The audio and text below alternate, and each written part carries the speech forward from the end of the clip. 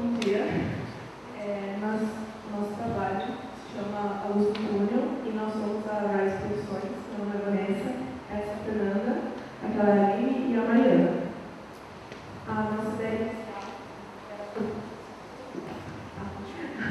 inicial era fazer um documentário sobre depressão. Aí na pré-banca a gente conversou com os professores e a gente pôde variar mais as nossas ideias.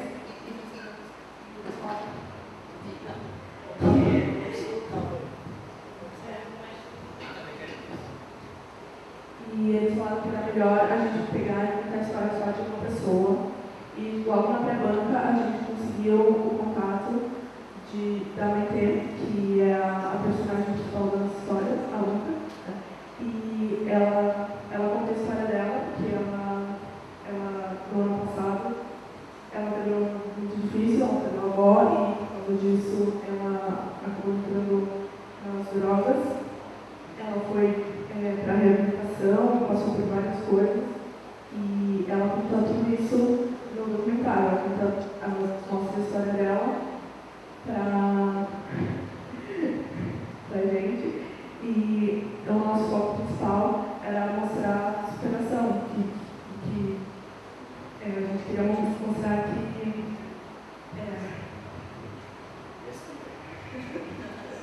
Você se sentiu melhor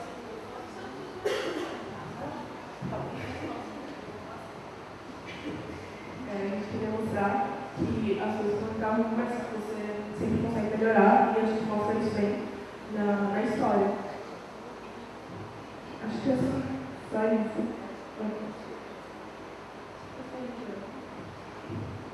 E a Fernanda agora ela vai falar sobre a pré-produção. Bom dia.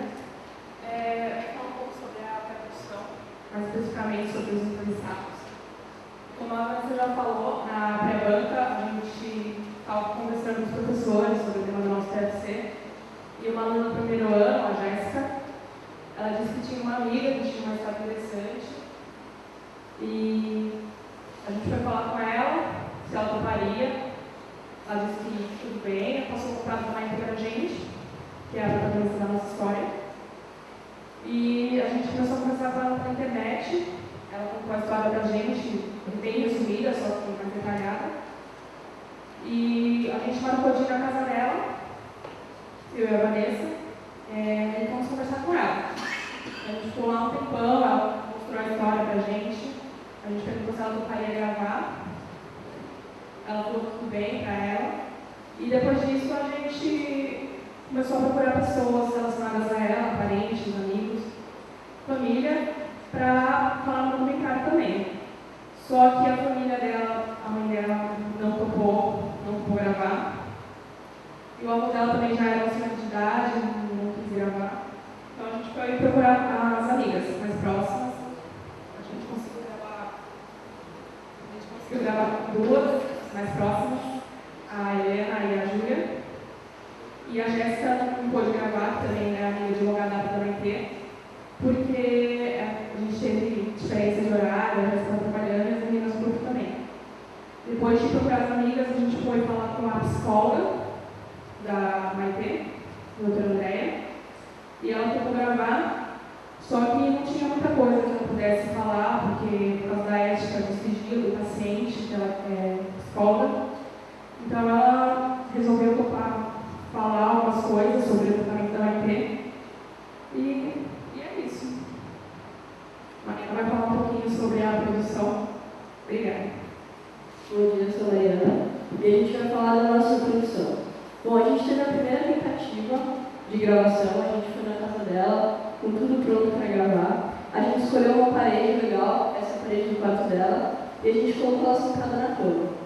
A gente fez o quadro bonitinho e tal.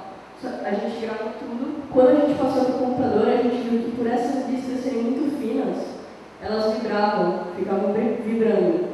Então, a gente decidiu não usar. E também porque ela não estava confortável. Ela não se mexia muito, não dava influência ao nosso trabalho.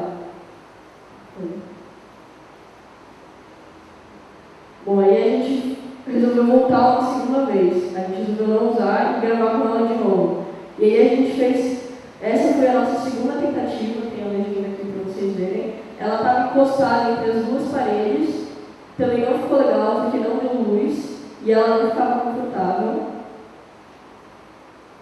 Aí a gente tentou gravar com ela entre os dois móveis, só que ali tem uma TV de tela plana que a gente não podia tirar, a mãe dela não deixou a gente remover, então ficava muito feio o quadro, ficava muito fechado.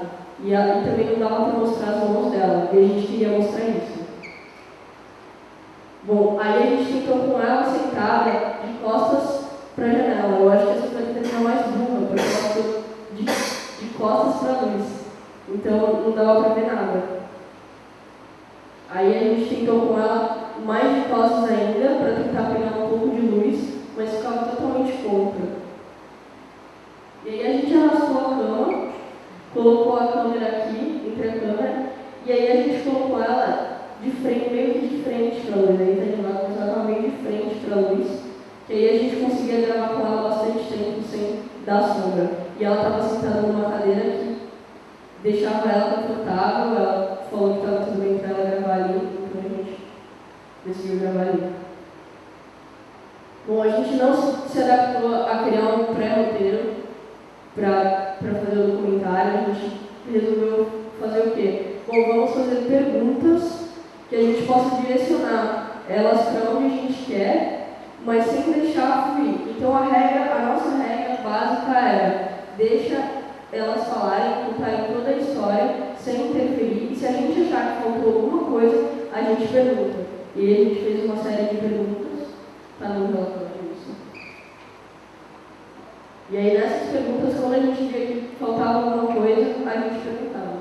Para a psicóloga foi mais difícil porque ela teve muito problema de falar, então eu basicamente tive que conversar com ela antes, saber tudo que ela podia falar, o que ela não podia falar, e aí, com base nisso, a gente gravou.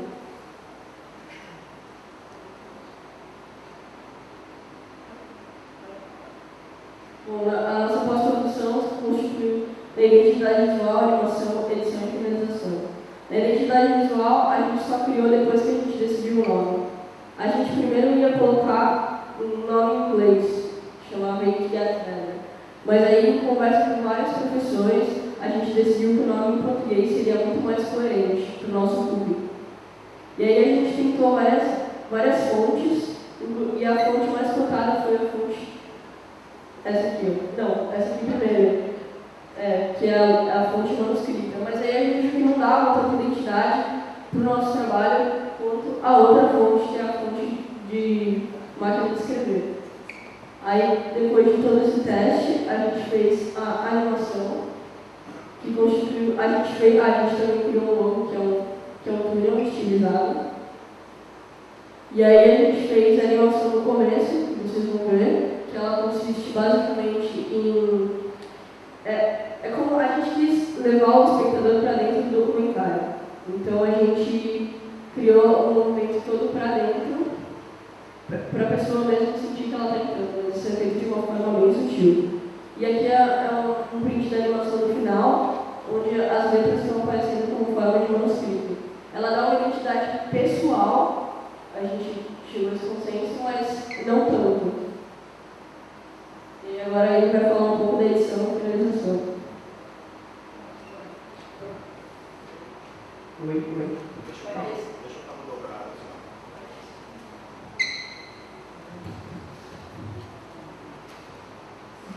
Tá, bom.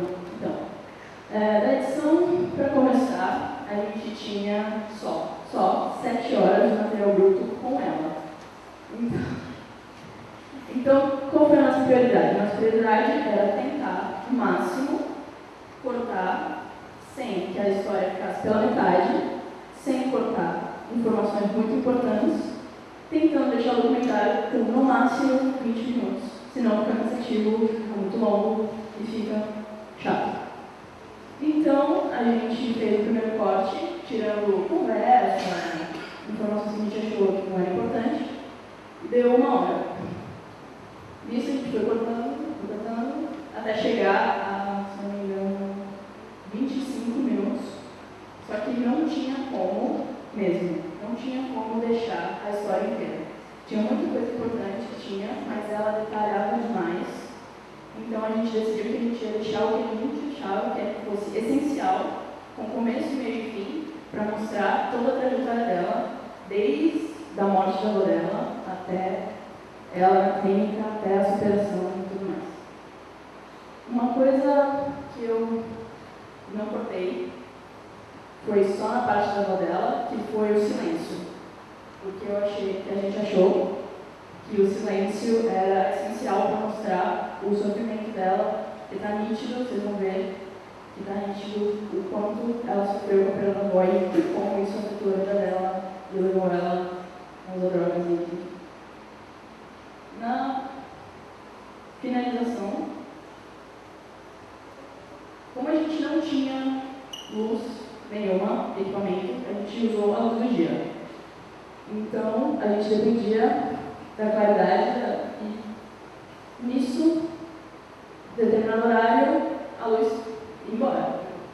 Essa imagem aqui, ela está amarelada, porque já é fim de tarde, e o sol estava batendo de frente na janela, porque o apartamento estava de frente para a praia, e amarelou a imagem inteira. Muitas imagens foram comprometidas por causa disso, da falta de luz, de iluminação própria. Então, todas as imagens, todas mesmo, foram tratadas, mesmo só um pouco, algumas bastante, com a prioridade de não granular, não prejudicar a qualidade, mas para criar um padrão, para que não ficasse nítida essa diferença maravilhosa com a amarela, porque, obviamente, imagens feitas no começo da gravação iam ter uma cor e uma luminosidade diferente das do final. Perdeu qualidade, sim, mas, para que não ficasse horrível, a gente tratou as imagens para tentar padronizar e deixar o mais próximo e mais padronizado possível. E quanto ao áudio também, a gente gravou o áudio com o iPad dela, só que teve dois problemas.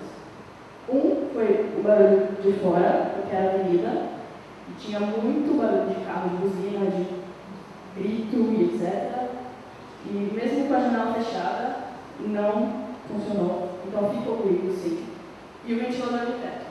A gente sabia que o ventilador de teto ia atrapalhar, mas era muito quente o quarto dela e ela ia ficar desconfortável porque ela estava de moletom. Então a gente achou melhor deixar o ventilador de teto, para não ficar abusando muito, né? A menina já está ficando duro para a gente, já vai fazer a menina passar calor. Então, na edição, a gente tentou ao máximo tirar o ruído, sem prejudicar o áudio, sem deixar a voz muito baixa ou muito alta, e aquela voz de robô que fica. Então, é isso. Os equipamentos que a gente usou foram uma Handicam da Samsung. Essa foi a câmera principal, foi parada no tripé, por motivos de que a bateria durava mais e ela tinha mais memória. A gente usou uma CM da Sony, que foi a câmera que a Fernanda usou para fazer os insets da personagem. Então a câmera ficou na lateral da câmera principal, só para fazer close e takes essa da personagem, para não ficar muito monótono, porque usar uma câmera só e as pessoas não dormiam assistindo. Só deixar o documentário mais dinâmico. E o iPhone também a gente usou para gravar cenas extras, tipo insetos de paisagem, de janela e até making off. Mas poucas cenas, acho que do iPhone foram usadas na versão final do documentário. E o iPad, a gente usou o iPad dela com o aplicativo Make Pro para gravar o áudio. E a gente fez dezenas de tentativas em casa de gravar o áudio com o celular, com o microfone, a gente pediu até o áudio prestado, só que não deu certo. Então, mas aí a gente chegou lá e ela falou que tinha baixado esse aplicativo, a gente testou e viu que a melhor opção era usar esse aplicativo. Então depois na edição foi sincado o vídeo da câmera principal com o do iPad, o áudio sincado. E foi isso. Alguma coisa? Queria falar, se vocês têm alguma pergunta. A gente queria falar também que tudo que foi falado no documentário já foi encerrado, todas as histórias que ela contaram já foram totalmente finalizadas, tudo já teve no final, o Google conversou com a gente. para resolver tudo, já está tudo resolvido. Vocês têm alguma pergunta para a gente? Vamos.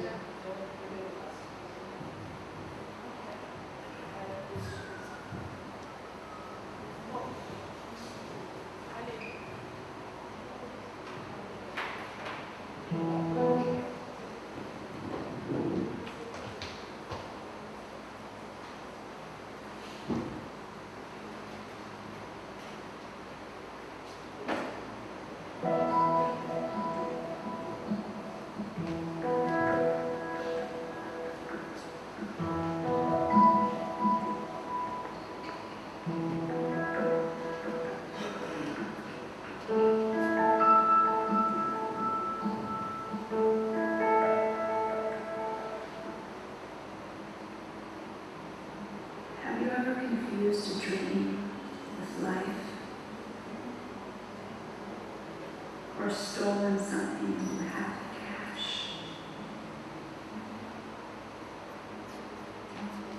Have you ever been blue? Or thought your train moving while sitting still? Maybe I was just crazy. Maybe it was the 60s. Or maybe I was just a girl. Interrupted.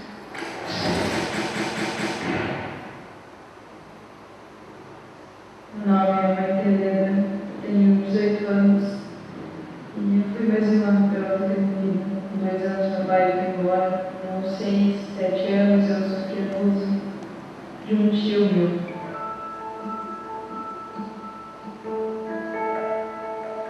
Comecei a Maite quando entrei no colégio privilégio. Eu tinha 3 anos de idade e desde então a gente ficou junto até o 3º ano. A gente se conhece desde 2006, a gente estudou, a gente usa essa série juntas, ela é bastante tímida. A gente começou a ter uma amizade legal assim em 2007, 2008. Como eu arranjava muita amiga, isso não era normal. Os professores recomendaram um psicólogo para mim. Desde muito nova eu vou para psicólogos para tentar entender esses meus comportamentos. E eu lembro que eu fui criada pela minha avó. Minha avó foi tudo para mim. Sempre cuidava de mim com muito amor e carinho. Eu acho que isso sempre me faltou.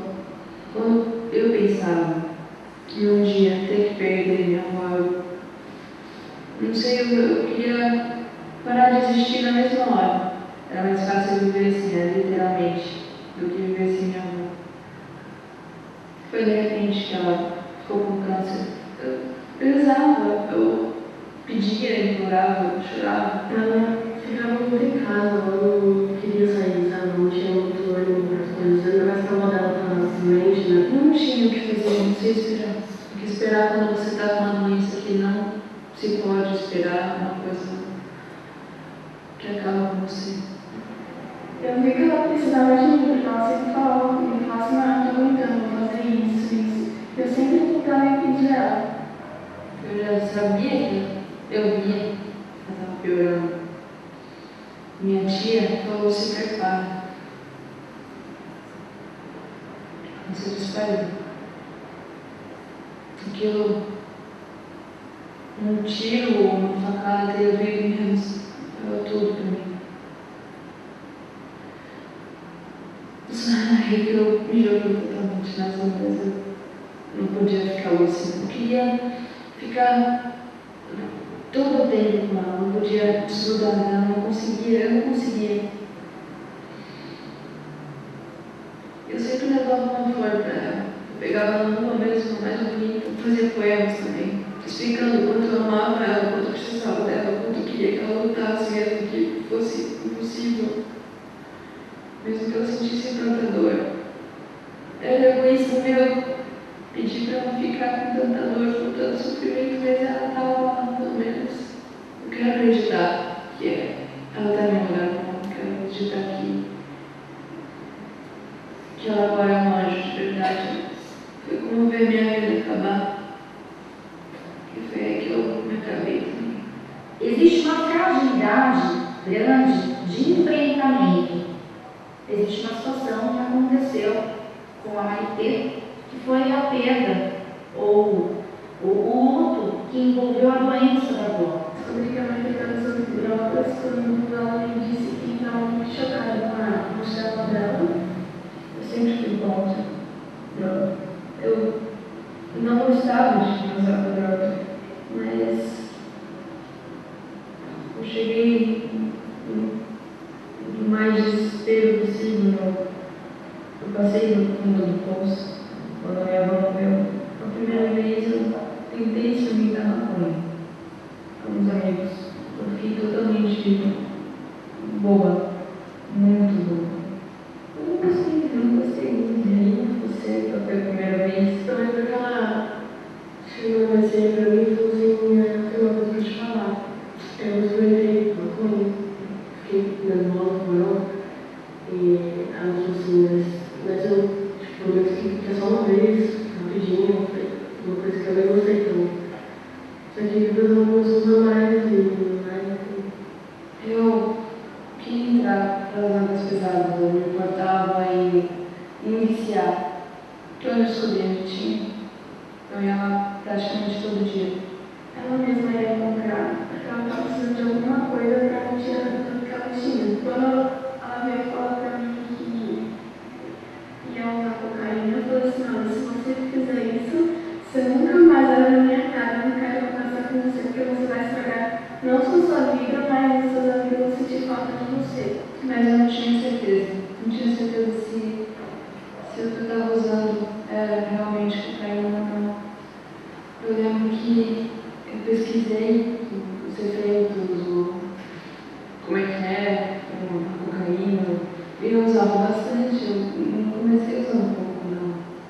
No fim, não era mais ou menos assim, mais ou menos, de problema virar um negócio, eu usava tudo.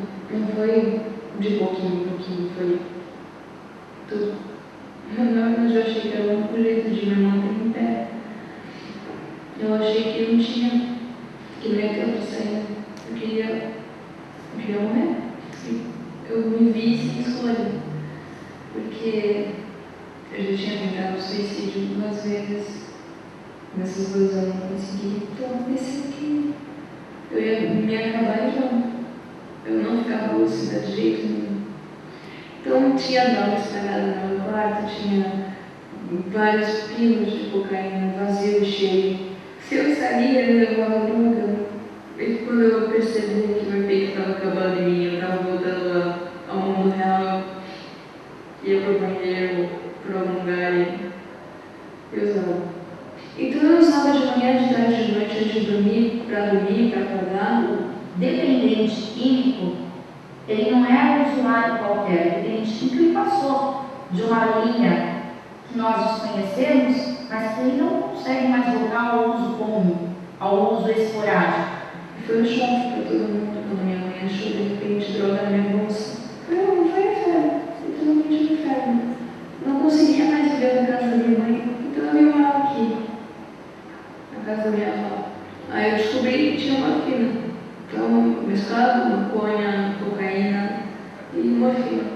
Eu injetava. Só isso me fazia bem. Eu não comia direito, não dormia direito, não fazia nada. E foi assim. Por muito tempo. Era visível que eu estava acabando comigo mesmo. E também o dinheiro estava acabando. Uma hora o dinheiro ia acabar. O que eu vou ter que fazer para conseguir? Minha mãe não vai me dar mais dinheiro, meus tios também não vão dar. Eu ficava olhando, pensando, vou ter que vender alguma coisa. Em prostituição eu pensei já uma vez. Também uma vez eu pensei roubar. Desespero, o desespero que você fica. Você perde tudo para conseguir droga. A vontade de vício. Aquilo é controlável, mas pode que você não pensa nas consequências, na dor. Você não pensa em nada, você só quer a droga. Porque a droga alivia tudo. Aliviava tudo para mim. Uma pura ilusão. Mas eu estava ficando acabada. Eu estava acabando comigo cada vez mais.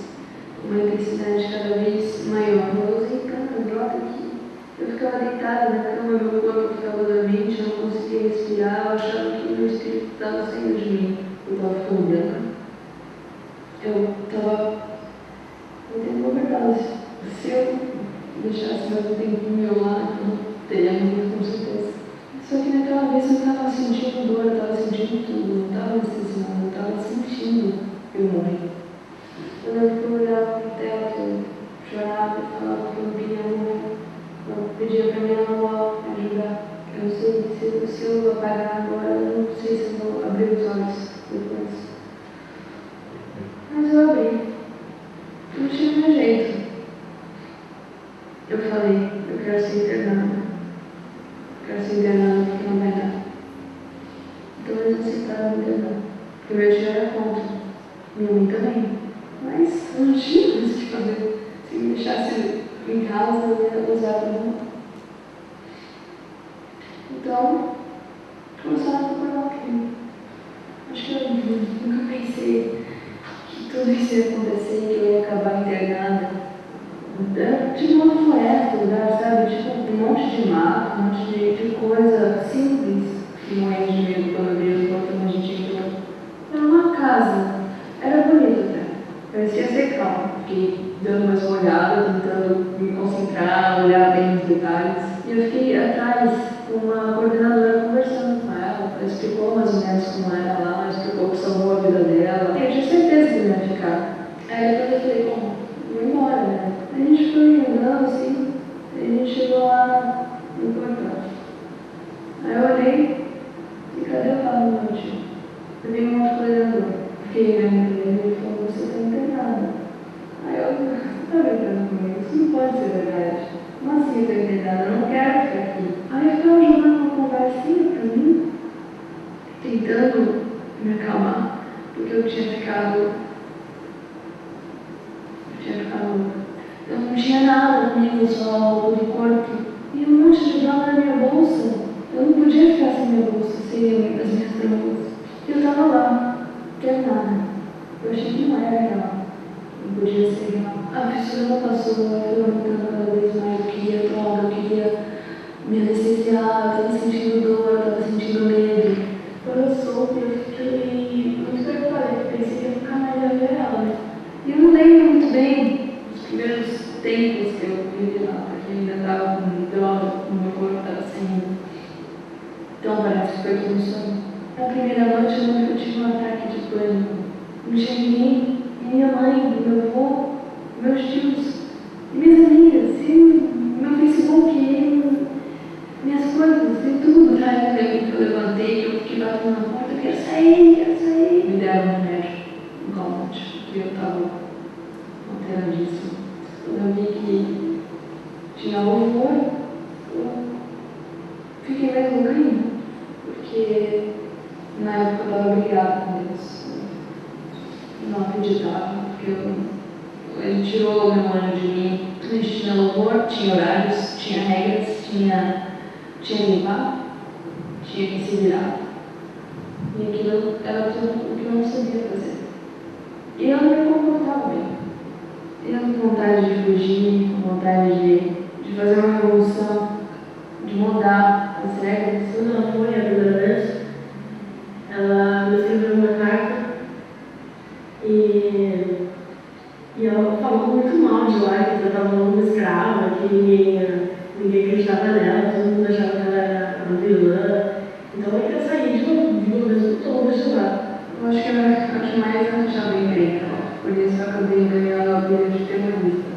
Aí teve um belo dia que eu acho que eu queria fugir e me amarrar. Sei que de repente veio umas outras coordenadoras, umas seringas sem agulha, que me segurava a boca dela. O negócio, e eu parei. Então no começo da minha intenção estava me maltratando. Mas eu fui lá umas 3 vezes. Outra vez que eu também falei que eu ia fugir. E uma outra vez que eu me comportei mal e pegaram, tem um lenço que era da minha avó, eu tinha coisas que eu amava. Caderno, que eu escrevia tudo que eu sentia, meu violão e o lenço da minha avó. Tiraram isso de mim.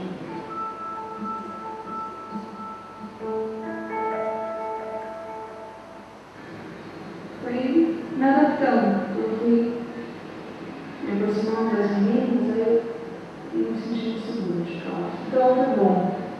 Eu acabei gostando de lá. Eu achei que eu nunca ia gostar, mas eu acabei gostando. E de repente eu estava começando a cantar Lula. Teve um dia que eu pedi mais coisas. Eu fiz uma lista e pedi para a coordenação passar também. A minha mãe me ligou e ela falou que ela queria me ver. E eu acho que um dia antes, eu estava triste, estava mal, eu subi numa árvore, eu olhei para o céu, fiquei chorando, eu caí embora. E de repente apareceu um beija-flor na minha frente. Um beija-flor verde. Ele ficou voando na minha frente. Eu fiquei olhando e ficou bem paradinho. Será que isso é uma mensagem? De repente eu estava lá fazendo gasolina, aí o doador geral me chamou, arruma suas coisas que você vai embora. E foi por isso, porque minha mãe ligou, falou com a coordenadora geral, e a coordenadora geral não deixou eu ir, porque ela discutiu. Aí minha mãe falou, se eu não posso ver, se não vai ser do meu jeito, então eu não vou tirar ela daí. Aí eu comecei a gritar, eu vi lá gritando, isso que é Deus, e tal, isso é um tão estranho, eu estava no carro. E caramba, né? Estava saindo de lá, finalmente. Eu pensei, eu já preparei a mensagem. Foi uma mensagem que eu embora. Aí eu falei para minha mãe, deixa eu fazer uma tatuagem em homenagem a isso, que foi especial demais para mim. Significa a minha verdade, o beija-flor. Mas eu comecei a achar estranho aqui em casa. Não sei, minha mãe estava muito em cima de mim, eu não podia sair, eu não podia fazer nada, eu estava começando a me sentir presa. Eu queria ficar livre, eu estava presa de novo. Mas depois eu fui me sentindo estranho, eu fiquei com saudade da Pinta. Quando ela voltou, ela sentiu que ela não estava pronta para ficar aqui ainda. Passou uns dias e eu voltei para a Pinta. Meu Deus, eu vou voltar para a massa, que tudo deu certo. Entrei lá, 5% do carro, mas meu engraçado, não fiz isso certo. Engraçado que eu morri. E quando eu fui lá, eu comecei a descobrir, comecei a voltar ao meu eu. Eu não acho que foi mais tranquilo, porque ela já conhecia e tal. Eu comecei a namorar, comecei a ajudar. Estou quase virando uma mentora. Eu que virava a pinta de ponta cabeça. Ela mudando. Viram que tinha uma melhor em mim. Eu falei, eu não tinha usado. Eu voltei porque eu não estava me sentindo bem em casa. Eu estava começando a me mostrar uma pessoa do bem, uma pessoa firme. Estava perto de março. Já ia chegar no aniversário. Eu pensei, sempre saio. Comecei com a minha mãe. Eu falei isso, eu queria sair. Mas será que você vai ficar aqui agora? Você não vai querer voltar? Porque se você sair, você não vai mais voltar. Eu sabia como era, assim, como ia ser voltar para casa. Ia ser muito mais difícil do que ficar na clínica. Mas eu já tinha passado por tanta coisa. Começo, foi tão difícil, eu morria de medo. Mas nada, isso não é muito grave. Senti dores e tal, mas nada muito grave. Eu chorava, eu sentia na pele pela primeira vez depois de 7, uns anos sem parar. Eu estava sentindo na pele, tudo. Eu pensei que estou pronta para o mundo. Quando chegou no aniversário, eu ia embora. Para não voltar mais. Eu peguei o bloquinho que eu tinha e comecei a deixar o meu contato, meu número, meu e-mail para todo mundo. Eu pedia para elas deixarem e-mail também. Tocou a campainha. Vai trazer minha mãe, eu estava colocando a casa da minha mãe no carro, tinha a minha melhor amiga, tinha uma outra amiga minha, uma grande amiga, eu ajudei ela. Eu, meu Deus, eu vou para casa. Bem final de filme mesmo, depois de tudo isso que aconteceu, tudo isso que a gente viveu, que eu vivi, que eu conheci, que eu aprendi. Eu fui embora, eu chorei. A última coisa que eu gritei foi: eu amo vocês. Eu sei. Ela voltou, né? A gente, acho que deu melhorado, eu amo vocês uma vez. Eu pensei que ia começar a minha vida. Eu pensava, minha mãe achou uma psicóloga para mim. Ela lida com dependente. Eu ia ter isso, né? Para me ajudar aqui fora. Psicóloga e força de vontade e tudo mais. Aconteceu todo um processo, né, de aprender a viver de novo.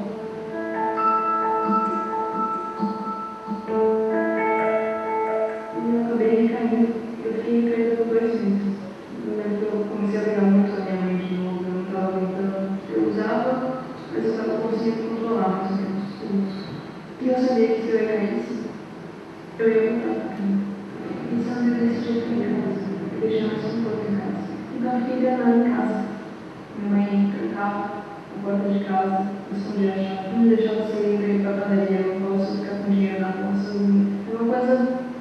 Eu tenho que ter paciência, ela também. Eu decidi ficar em casa para ter que ir a casa com as consequências.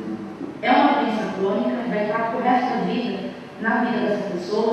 Por outro lado, ela pode sim ter uma vida como de qualquer outra, desde que ela se cuide, desde que ela entenda o que acontece com ela, desde que ela entenda o problema, desde que ela entenda o que acontece nessa relação com as outras áreas da vida. Então tem que voltar tudo, né? Voltar do zero. E às vezes fica tão difícil, às vezes fica insuportável, mas eu tenho que aprender a sentir. Porque eles aprendem. Lá na clínica é uma coisa, aqui é outra. Lá é um mundo dos olhos. Aqui não. Aqui é real. Aqui dói. Às vezes eu ainda tenho uma vontade, abstinência, mas eu estou voltando a viver. Bem aos poucos eu estou voltando a viver.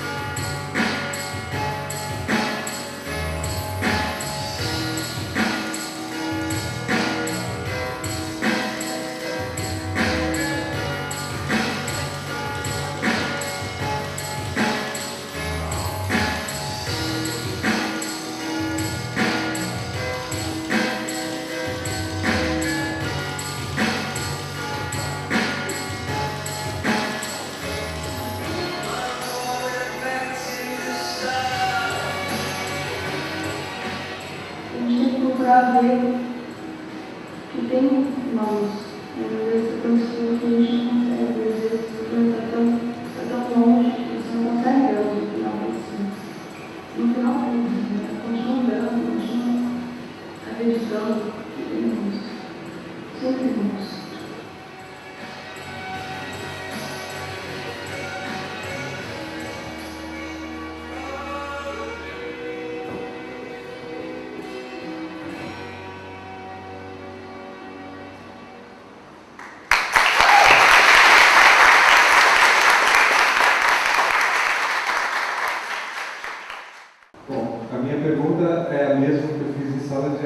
Perguntei a vocês se vocês tinham declaração da depoente que autorizava a veiculação de imagem dela. Isso não está presente no relatório. A gente tem... Nem dela e nem das outras. A gente tem isso no vídeo. A gente não colocou, mas a gente fez elas falarem. Então vocês não têm a declaração escrita dela. Para falar. Eu queria saber como é que foi o contato com a psicóloga e como é que ela foi parar na casa da menina para dar o depoimento. Bom, a psicóloga já é a psicóloga dela, como ela não pode ser de casa, ela está em domicílio, aí a psicóloga vai até a casa dela fazer as consultas. Oi? A mãe dela não deixa. Aí a psicóloga vai até a casa dela. Como antes elas estavam indo lá na praia, mas aí quando a gente foi gravar, ela já estava fazendo tudo em domicílio, então a gente tinha que gravar lá mesmo. Não tinha como ser em outro lugar. E aí o contato com a psicóloga, que você tinha perguntado, acho que foi o mais difícil de todos, porque ela tinha problema em falar. E fora isso, ela também não podia falar tudo. Então a gente sentou e conversou, viu o que ela podia falar, o que ela não podia, o que não ia ser antiético. E aí a gente, com isso em mãos, a gente meio que montou um roteiro ali para ela poder falar. Então,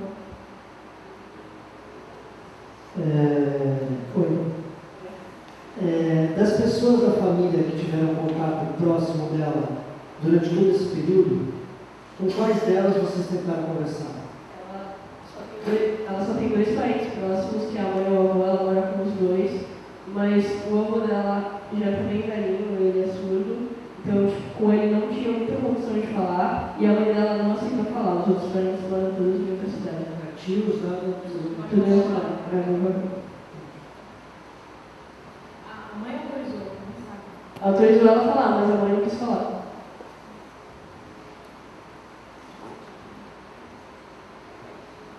Eu vou perguntar para vocês o que esse trabalho, principalmente com esse tema, transformou vocês. Vocês ficaram horas editando, mexendo, gravar, o que mexeu? O que você pode dizer que transformou vocês no antes e depois de ter feito esse trabalho com um tema tão forte? Pelo menos eu posso falar assim por mim, a gente viu que por mais que a gente fale que a nossa vida é ruim, ela não é tão ruim, sempre tem alguém pior. E também que por mais fundo de poço que você esteja, sempre dá para melhorar, sempre dá para você conseguir melhorar os seus problemas.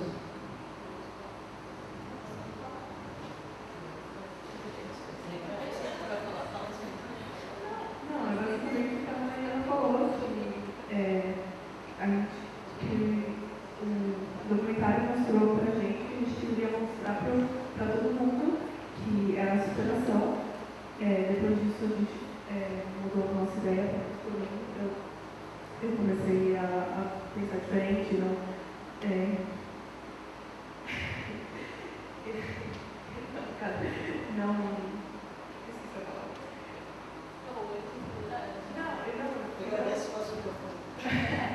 Obrigada.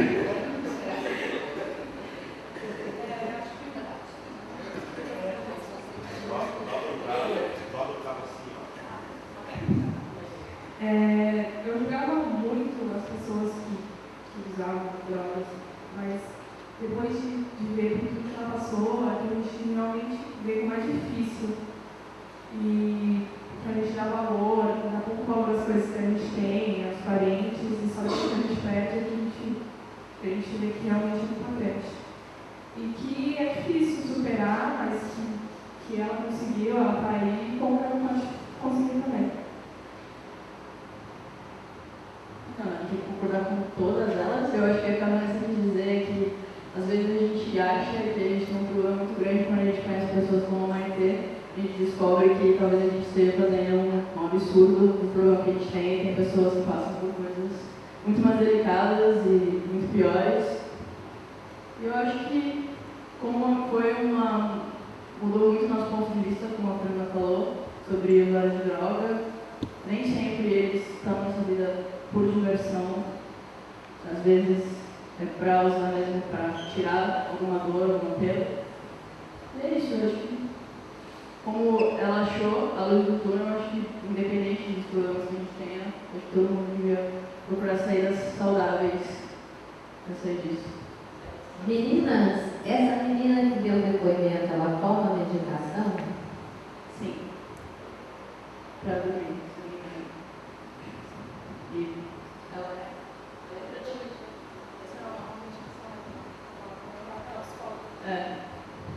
O que é? Ela tem muito problema para dormir, porque ela usava morfina para conseguir dormir. Então, ela usa medicação controlada pela psicóloga. Então, em relação ao trabalho, primeiramente cumprimentá-las, em nome da banca, é notável, ou explícito o quanto vocês evoluíram em relação à elaboração do relatório, e aí eu falo particularmente por ter dado aula para vocês de uma disciplina que faz parte da elaboração de projetos e assim por diante. Então, ao ler o relatório, todos compreenderam que o relatório está bem elaborado, bem escrito, com várias questões pontuais importantes que foram colocadas. Por exemplo, eu mesmo acabei ressaltando que eu gostei muito da ilustração do relatório, com as partes. Então, assim, muitas vezes a gente conta etapas do projeto, mas não ilustra. E é interessante para quem está avaliando, ou até para um leitor qualquer que faz esse trabalho, de ler e saber o que aquilo lá está dizendo. Então, o relatório tem essas questões de ilustração que são bastante positivas. Tem outros aspectos no relatório também que foram bem explicados, porém, em relação ao relatório também ficaram faltando algumas coisas. Por exemplo, uma coisa que nos parece bastante grave, vamos dizer assim, na elaboração do relatório, já que a única coisa que é colocada, que é obrigatória no relatório, que é a bibliografia, que é a referência onde você busca os livros para poder elaborar aquele projeto. Por exemplo, nesse caso, é um trabalho que é um vídeo, então existem alguns livros e algumas fundamentações que são importantes para a elaboração desses trabalhos. Existe um outro aspecto que é da programação visual, de identidade, de logotipia, cor, etc., que também existe bastante fundamentação. A gente sabe, pelo próprio conjunto do relatório, que foi pesquisado, ou seja, não foi uma coisa empírica que vocês fizeram, mas faltou essa fundamentação. Então, no trabalho, por exemplo, no relatório, para quem não viu, não pegou em mãos, na bibliografia tem lá um monte de pontuais, né, de sites, né, de endereços eletrônicos. Então, assim, bibliografia é livro, né, revistas, são coisas que vocês pesquisaram. Então, poderia ter colocado, por exemplo, referências, e aí talvez referências eletrônicas, e aí depois as referências bibliográficas, mas que acabou faltando. Então, em relação ao relatório, de forma geral, ficou muito bom, muito bem avaliado, assim, acho que todo mundo teve uma boa visão, né, do que seria o trabalho, né, porque eu particularmente, alguns outros professores costumamos ler o relatório primeiro para depois assistir, embora tenha alguns que assistam para depois ler o relatório, mas quando você lê, aí você percebe então todas as dificuldades encontradas, tá? Então está bem detalhado. Quanto ao produto em si, que é um vídeo, algumas questões bem positivas, que é essa questão que vocês colocaram de solucionar vários aspectos. Por exemplo, embora as opiniões acabem divergindo um pouco em relação à avaliação, o áudio ficou muito bom, né? O áudio ficou legal, conseguiu ter uma sequência, embora em alguns momentos pontualmente acabe não dando para ouvir algumas coisas, acaba tendo um pouco de dificuldade, e também essa coisa dos inserts, né? Em alguns momentos vocês colocam inserts, mas na verdade corta para o áudio daquela câmera que está gravando, então isso não seria insert, foi colocado pela banca também. Então tem alguns momentos assim que a questão do áudio, né, me parece pelo menos foi colocado pela banca, que tem uma diferença de áudio. Em relação à edição, tecnicamente falando, foi construído bem storyline, o áudio ele está todo construído dentro de uma história que tem começo, meio e fim, então isso também é algo bastante positivo. Porém, existem alguns aspectos negativos no projeto que são bastante importantes na visão da avaliação dos professores, e um dos principais é a questão conceitual do projeto. Se um projeto é um documentário, esse documentário, enquanto formato de documentário, fica um pouco a desejar por causa da insistência, vou usar essa expressão, de vocês construírem toda a história, toda a narrativa em cima do depoimento da protagonista. Quer dizer, na visão de avaliação, até porque a gente está na academia, às vezes a gente olha esse vídeo assistindo e fica com a sensação de que está assistindo um vídeo diário, um vídeo de depoimento, e não um documentário. E o que faz isso parecer que é um vídeo diário, um depoimento e não um documentário? Porque muitas vezes acaba ficando simplesmente no depoimento da protagonista. Algo que também foi colocado como uma deficiência do projeto pelo excesso de depoimentos e a sequência desses depoimentos. Então, a preocupação de vocês montarem uma história com os depoimentos dela, para poder ter um começo, meio e fim, provocaram, por exemplo, um documentário, um vídeo muito longo. Então, na visão de todos, o vídeo acabou ficando muito maior do que ele deveria ou do que ele poderia ser. E aí, nesse momento, um dos aspectos que fica claro é esse enxugamento para tentar reduzir na edição, quando durante o depoimento corta dela para ela mesma, e aí muda, assim, sabe? Vai aparecendo esses cortes, mas ficou muito claro. E aí o que faltou foi inserts. Né? Em determinados momentos poderiam ter sido colocados inserts. Alguns dos inserts que foram colocados, eles acabaram ficando, digamos, além do que precisaria, porque no caso particularmente para pontuar um dos exemplos, foi falado da clínica, e aí colocou uma foto de uma casa. E aí a gente imagina, aquela casa é a clínica, mas uma foto, um insert de uma casa, né? Então assim, poderia ter sido a casa da avó dela, por exemplo, de qualquer outra pessoa. No momento algum, aquele insert justifica aquela fala dela, por exemplo. Então poderia, por exemplo, nesse caso, né, só para pontuar, que eu não vou ficar aqui detalhando, poderia ter sido pesquisado mais imagens da clínica e ter dado insert para ficar então com essa cara mais de documentário mesmo. Olha, eu estou falando sobre tal assunto, então eu vou ilustrar um pouco o que é o que o vídeo, né, documentário pede. E em alguns momentos ela faz cortes, né, então ela está cortando o roteiro e tal, e acaba não tendo certo. E poderia, por exemplo, evitar esses cortes de imagem que aparecem muitas vezes para o telespectador que está assistindo, fica parecendo que está querendo terminar rápido a história. Então, em linhas gerais, o vídeo ficou muito bom, claro, a avaliação que a gente faz, não é assim, o vídeo ficou ruim, não, o vídeo ficou bom. A questão é mais conceitual, assim. Esse é um vídeo documentário, então para ser um vídeo documentário talvez fossem feitas essas arestas, aparadas essas arestas que a banca colocou, talvez tivesse ficado então com um resultado, uma qualidade final ainda maior. Né? No geral, eu não sei se eu pontuei todas as coisas, porque a Márcia confia na minha memória, né? Mas eu acredito que tenha sido essas principais questões. E aí, em relação ao todo, que eu falei separadamente do relatório e do produto final, uma coisa que ficou assim para todos, e aí eu gostaria de finalizar com isso, né, falando que o trabalho foi muito bom, né, a apresentação, acho que todo mundo que assistiu deve ter gostado, né, muito provavelmente gostou, mas uma coisa que ficou para nós, causou estranhamento, e isso foi unânime, e todos que assistiram, não só aqui presencialmente, mas os que também assistiram em casa, ficaram com a percepção de que se era um vídeo documentário que estava contando uma história, que é uma história profunda, ficou um pouco parecendo que não tinha essa legitimidade do depoimento. Faltou um pouco de legitimidade. E aí foi colocada a dúvida assim, será que ela está contando a história dela mesma? Ou ela está inventando essa história? Assim? E aí a gente sabe que não, porque a gente acompanha o relatório e sabe que não. Mas para quem está assistindo o vídeo, muitas vezes acaba não passando essa legitimidade. Não é credibilidade, é legitimidade. E aí essa legitimidade, a gente, digamos assim, vai culpar, né, se a gente tem que achar um culpado, é o trabalho de direção. Porque a direção é que justamente diz o seguinte, se ela está num momento emocional, onde ela não vai se emocionar contando essas histórias, ou ela vai contar como se estivesse contando a história de qualquer outra pessoa, porque é o momento emocional dela, caberia ao diretor talvez então contar a história dela de uma forma diferenciada, não só em cima dela, ou seja, a história ficou toda em cima dela. E ela acabou não passando tanta legitimidade em relação à história dela. Isso na visão das pessoas que trabalharam no seu trabalho. Okay? Então, em linhas gerais é isso. Gostaria de desejar alguns parabéns para vocês, sucesso na carreira. Lembrando que as notas a posteriori vão ser publicadas pela coordenadora do curso. E espero que vocês tenham uma carreira de sucesso, como eu sei que alguns aqui já têm. Okay? Muito obrigado e parabéns.